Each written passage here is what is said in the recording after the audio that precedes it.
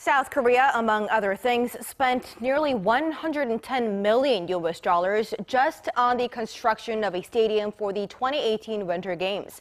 And now that the games are finally over, the question now is, how does the country prevent these massive investments becoming the usual post-Olympic white elephants? Our Jung-hwan tells us more.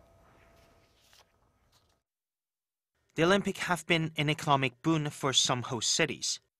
Los Angeles is estimated to have made more than $200 million over the decades thanks to the games, including the leftover facilities.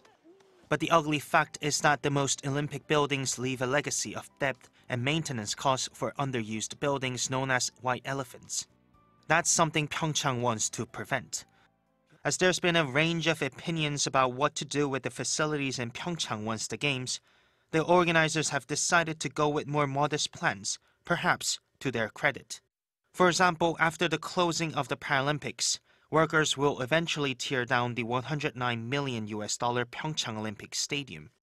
It'll have been used just 4 times, but the organizers decided that this is one way Pyeongchang can avoid the white elephants. I think it is a smart decision to demolish the main Pyeongchang Stadium, considering the location is too isolated to use later.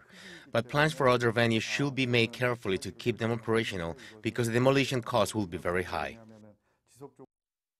In fact, the local government has planned a way to efficiently use 9 out of 12 sporting venues.